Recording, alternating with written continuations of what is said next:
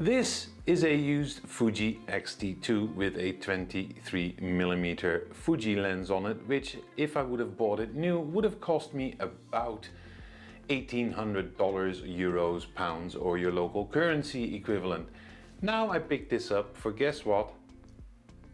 Yes, 675 euros, including this little grip. And this is what this episode is about. It's about used cameras. It's not about which one you should buy, but what you should look out for when you buy a used camera. Because there is quite a few things you need to look out for when you buy a used camera. There's two ways of buying, either in a store or online. And the chances are that you, just like me, will most likely want to buy a used camera body or a used lens from where? Yes, online. It can be eBay if you live in America, or some of the local seller places, or on Facebook. One of the markets there. What you should be asking, looking out for, or validating before you agree to buy a camera. So, number one, the first thing you always have to do is ask for a picture of the sensor. That is number one. If the sensor or mirror, if you buy, oh, now I have to get my, if you buy a mirrorless camera as well, or a mirror camera, so a DSLR, really check the mirror or the sensor. If there's any kind of dust really attached to it, then you have to kind of clean it. If there's scratches on it, you better not buy it, depending on where they are. It's really important that once the sensor is good, that's one important hurdle. The second part is always ask for the number of shutter clicks. Yeah, because shutters in, let's say, medium range cameras like this one normally tend to have a range of about 100 to 150,000, rule of thumb here, clicks. What that basically means is that your shutter after that, it still works, but it gets a bit older. That also means that you have to replace it.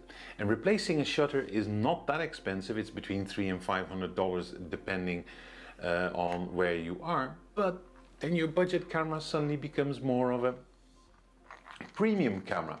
Number three, damages. Yes, on pictures you can see a lot, but really ask specifically to sellers, hey, how is the display? Do you have any of the doors, like, oh, this is a very noisy thing.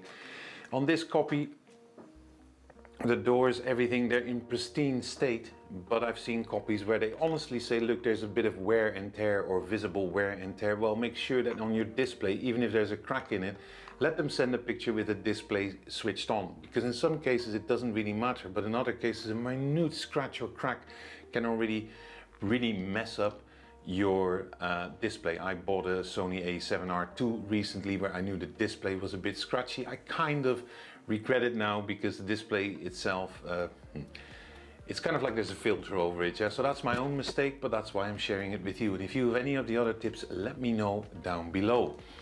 So always check for visible signs for wear and tear, doors not closing down, specifically on weather sealed bodies. This is kind of an issue because the entire premises of weather seal is that everything is closed, so your camera is protected from rain, but more importantly, dust. Number four, another one. If you buy a used camera, it's probably good if you also check how many native lenses have been produced for that particular mount. Yeah, so the mounting system where this lens is on. For Fuji X mount, there's 59 lenses. For Sony full frame, so E, and for the Sony E mount, I don't even know how many there are. And for Canon and Nikon specifically, they've got such a wide array of lenses, but also various different mounts. So please check that out before you buy your camera, because otherwise you might have to buy an adapter if you want to have, or you already own some lenses, you might want to have to buy that adapter, and that adapter itself isn't cheap. Number five, very important, and this might sound strange, specifically when you go into the, let's say, the eBays of this world. If somebody has a purchasing receipt or a receipt that they've actually, you know, from a warranty or whatever, yeah, ask for it. Because the last thing you want to do is buy a stolen camera, because once you registered and somebody filed a police complaint, shows up in a computer, all of a sudden you're in a world of shite. Some people are very straightforward about it. Yeah, good indication normally is if they have the box where the camera came into with all the accessories, then you pretty much know it might probably not be stolen, but always ask for the receipt. It kind of gives you a good indication. Number six, Accessories, yes, accessories. You might be thinking, huh, I'm buying a camera, yes. But most cameras will most certainly, like Fuji's, will always require an additional grip, and the battery life isn't great. So most of the people selling their cameras, even if they haven't listed, ask them, hey, can I get some batteries into it? Have you got the original strap with it? Even if they have the original box they've purchased it in, ask them for it. You'll be surprised, they might charge you $5-6 more, but at least it spares you about 10 to 18. Yeah, the accessories in some cases can be quite important, like flash, all that kind of stuff. So ask for it. Don't be afraid. Always ask before you hand over your money. Number 7. Resellers, terms and conditions, or from private people. Whatever the platform is, every platform has its own rules on how payment is commencing. Here in Holland, where I live, I bought this camera via a condition called gelijk oversteken. You try to say that, gelijk oversteken, which means gelijk means equal and oversteken means crossing. So that basically means that as a seller, you send out the camera, and this is one of the conditions you offer to the person buying it. That person basically makes the payment. It's in an escrow in a third-party account, waiting for the camera to arrive, and the actual buyer having a look and saying, okay, this is good, and then the payment gets released.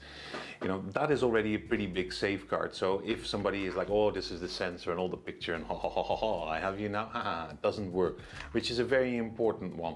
Also, warranties. If you go to MBP, I think it's called, where I bought the Sony A7R III, episode coming up later.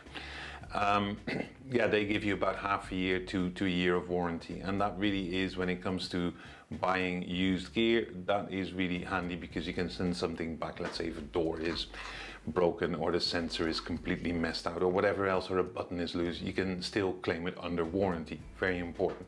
And last but not least, number 8, and this is quite an important one. Once you've verified everything and you're excited, ask the guy, why are you selling? This is a copy. The XT2 is a copy from a photographer who upgraded, professional one, who upgraded to the Fuji GX50 or something, an insanely expensive but very high quality camera. And she just sold it off like, yeah, you know, I have this and that, and it's got so many clicks on it. And you know, if it's from professional photographers, normally the sensor is the one thing you can be sure about, that it's okay, but they also use it a lot, so tear and wear can be very visible. I had also a guy where I bought my Lumix G7 from like a couple of years ago, 350 euros, and he just said to me, reason why I'm selling it, I'm not using it, I've had it for a year, I'm simply not using it. Photography, videography is not for me. So you can have it for 350 euros, which at the time was a good deal, because in the shops it was 700 euros. But that also is one of the things you need to be careful for. Deals too good to be true. Let's say you have a Sony A7R4, which normally costs like 3,500–4,000 euros, and somebody offers it to you for 1,000. It's either broken, that person is desperate for money, or it comes from, let's say, the dubious side of the world.